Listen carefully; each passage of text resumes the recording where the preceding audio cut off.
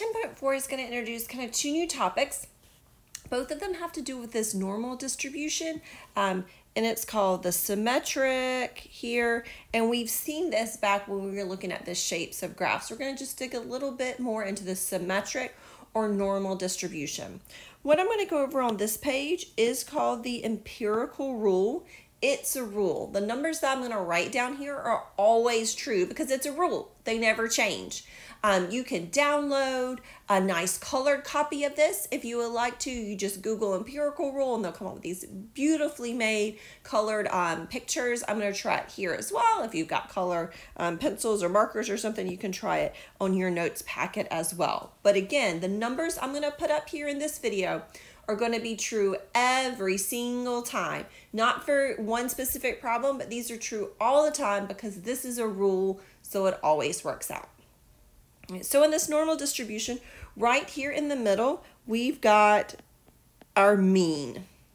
And I'm going to be giving you the mean for these problems, and we'll work some problems in the next video. For now, we're just going to go over this rule. And we're going to count out by standard deviations. You can think about this being a number line here on the bottom where I have the mean written. You can think about that being 0. And we're going to go on the right-hand side, we're going to have positive standard deviations. And on the left-hand side, we're going to subtract. We're going to have negative standard deviations. So I'm going to add 1, and I don't have a lot of room, so I'm going to write standard deviation there. And then on the left-hand side, I'm going to subtract 1 standard deviation. And every single time, 34% of the data falls between the mean and this blue line right here. Every single time. That's the thing that does not change. These percents do not change. I'm going to do this again. I'm going to go out one more tick mark. So that's 2 standard deviations on both sides. Between that blue line and this red line right here, every single time is 13.5% of the data. I'm going to do it again. We can go out 3 standard deviations. We can only go out 3. In between that red line and that green line, it's a little tiny, so I'm going to write it and put an arrow, but it's 2.35%. These get smaller because that area in between those lines gets smaller. The highest point is at that 34, and it gets lower and lower each time.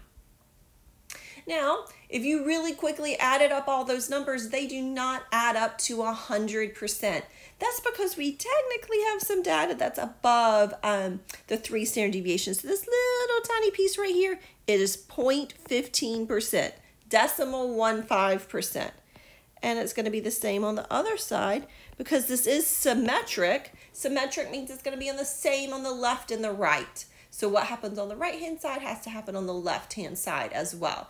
So we have the pattern, that symmetric pattern. So these 4 numbers, 34, 13.5, 2.35, and 0.15, that's what we need to learn. That is the empirical rule. Now if I add all of them up, it adds up to 100%. Everybody that we're going to be collecting data for falls somewhere on this normal distribution, the symmetric curve here. Now, 1 standard deviation is what I have in blue. So from blue line to blue line, if I add those up, that's going to give me 68%. From red line to red line, that's going to give me 95%. And from green line to green line, that's 3 standard deviations. That gives me 99.7. You don't have to memorize those. They come up. They're common numbers that come up a lot. So kind of some people that are really good at memorizing and seeing patterns. But you could always get them just by drawing this out.